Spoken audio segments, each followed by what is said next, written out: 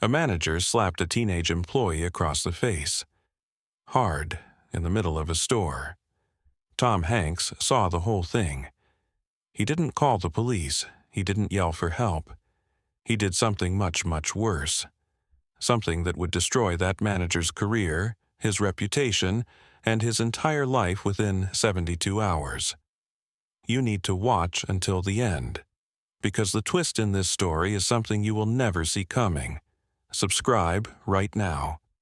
This is the craziest Tom Hanks story I've ever told. December 3rd, 2018. A department store, Beverly Hills, 4:45 p.m. Tom Hanks was Christmas shopping, just walking through the store, looking at watches, trying to find something for his son. That's when he heard it. Slap. The sound echoed through the store. Sharp, violent, unmistakable. Tom turned toward the sound. Near the back of the store by the stockroom entrance, a man in a suit was standing over a teenage employee. The kid was maybe 17, small, skinny, holding his face, and the man was screaming at him. "You think you can steal from me? You think I'm stupid?" The kid was crying. "I didn't steal anything, I swear. Please, Mr. Richardson." Slap. The manager hit him again. Same cheek, harder this time. The kid stumbled backward into a shelf. Products crashed to the floor. "Don't lie to me." Other customers were watching. Frozen. Nobody moved. Nobody said anything. They just stared like they were watching TV. Tom was already walking. Fast. But here's the thing. He didn't walk toward the manager. He walked toward the security camera in the corner of the ceiling. He looked at it. Noted its position. Noted what it could see. Then he pulled out his phone and started recording. The manager didn't notice. He was too busy terrorizing the kid.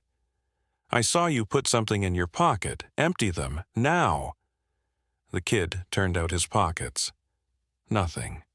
Just a crumpled receipt and some lint. "See? I didn't take anything, please. I need this job. My mom is sick, I can't—" "Shut up!" The manager grabbed the kid by his collar, shoved him against the wall, got in his face. "I don't care about your mom. I don't care about your excuses. You're fired, and I'm calling the police. You're going to jail, you little thief." "But I didn't do anything." The manager raised his hand to hit him again. That's when Tom stepped in. "Can touch him again, and I'll make sure you never work retail in this country again." The manager spun around. His face was red, veins popping in his neck. He was a big guy, maybe 6 feet 2 inches, 220 pounds, used to intimidating people. Then he saw who was talking to him. His face went white. Mr. Hanks?" "Let go of the kid, now." The manager released the kid's collar. The teenager slumped against the wall, still crying, still holding his face. "This isn't what it looks like," the manager stammered. "This employee was stealing. I caught him red-handed. You were just assaulting a minor. I watched you hit him, twice. I have it on video." Tom held up his phone. The manager's eyes went wide. "You can't record me without my permission. That's illegal. I'll sue you." "Go ahead. I'd love to explain to a judge why I was recording a grown man beating a teenager." Other employees were gathering now, customers too. Everyone watching. Everyone whispering. Tom turned to the kid. "What's your name?" "J. Jordan Mitchell." "Jordan, did you steal anything?" "No, sir, I swear. I was just stocking shelves. Putting shoes on the rack like I do every single day. He came out of nowhere, grabbed me by the neck, started screaming about stealing." Jordan's voice was shaking. His cheek was bright red, already starting to swell. A bruise forming in real time. "I would never steal. I need this job. My mom is sick, really sick, cancer. I work here after school to help pay for her medicine. If I lose this job, I don't know what we'll do."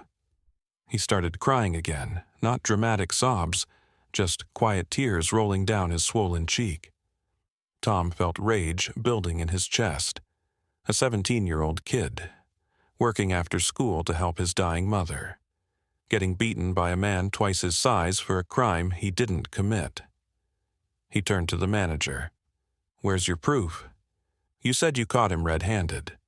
Where's the merchandise? He must have hidden it somewhere, so you don't have proof. I saw him. You saw nothing. You assumed, and then you hit a kid, twice." Tom turned to the gathering crowd. "Did anyone else see this kid steal anything?" Silence. Head shakes. Nothing. "Anyone? Anyone at all?" A woman in the crowd spoke up. "I was nearby. The kid was just putting shoes on the shelf. He didn't take anything." Another voice. "Yeah? I saw the manager just grab him out of nowhere." Kid looked confused. The manager was sweating now.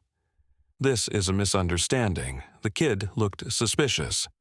"I was protecting the store." "You were protecting nothing. You were abusing your power because you could, because you thought no one would stop you." Tom stepped closer to the manager, close enough to smell his fear. "Here's what's going to happen. I'm going to send this video to your corporate headquarters. Then I'm going to send it to every news outlet in Los Angeles. Then I'm going to post it on my social media, where 15 million people will see it by tomorrow morning." "You can't do that. Watch me. But first—" Tom turned to Jordan. "Do you want to press charges?" Jordan looked terrified. I don't know. I just want to go home. I don't want any trouble." "He hit you. That's assault. You have every right to press charges." The manager jumped in. "Kid, think about this. If you press charges, you'll never work in this town again.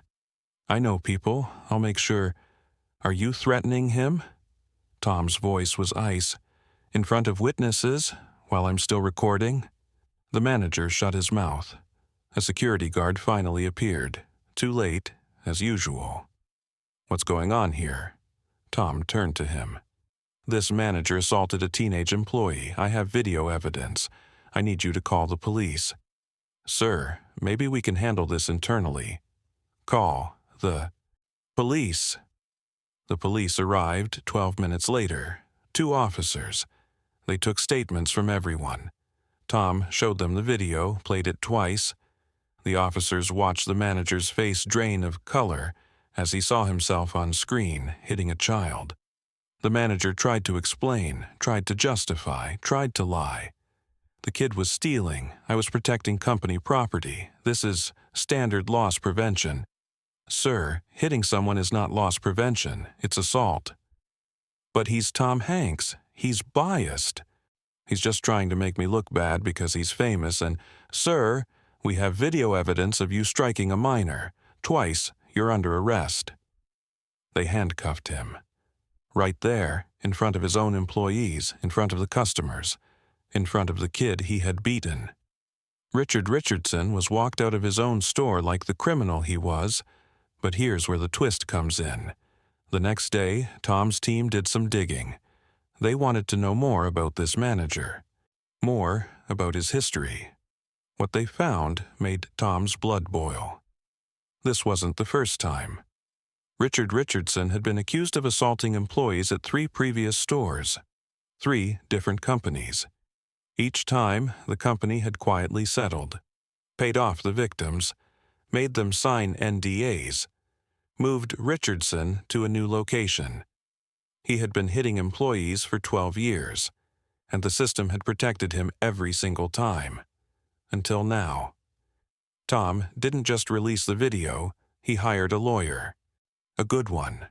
The lawyer tracked down the previous victims, offered to represent them for free, convinced them to break their NDAs and tell their stories.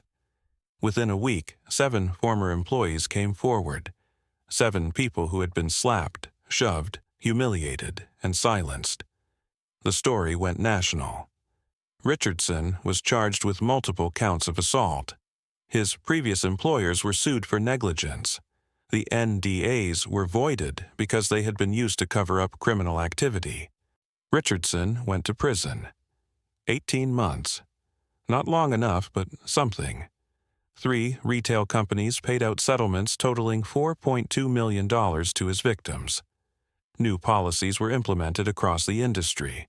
Mandatory reporting. Zero tolerance. No more quiet settlements. All because Tom Hanks walked toward a security camera instead of away from a problem. But here's the part that matters most. Jordan Mitchell, the kid who got slapped. Tom didn't forget about him. He got Jordan a new job, a better job, at a company where the managers didn't hit people, where employees were treated with dignity. He paid for Jordan's mother's medical bills, the ones Jordan had been working to cover.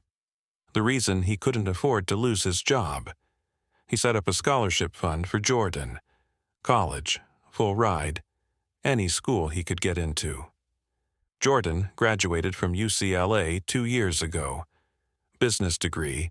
He now works in HR, specifically in employee protection and workplace safety. His job is making sure what happened to him never happens to anyone else. He's investigated over 200 workplace complaints. He's gotten 14 abusive managers fired. He's changed policies at 3 major companies. All because Tom Hanks saw something and didn't look away. All because Tom Hanks knew that sometimes the best weapon isn't your fists, it's your phone. It's your platform. It's your refusal to let the powerful abuse the powerless. Jordan keeps one thing on his desk. A framed screenshot from the video Tom recorded. The moment right before Tom stepped in. The moment when Jordan thought no one was coming to help. Under it is a note Tom sent him. You didn't deserve what happened, but you deserve everything that's coming next. Make it count. Tom. Jordan makes it count every single day. That's the ripple effect. One slap, one video. One man who refused to look away. 18 months in prison. $4.2 million in settlements. New policies across an industry. One kid who turned his trauma into a mission.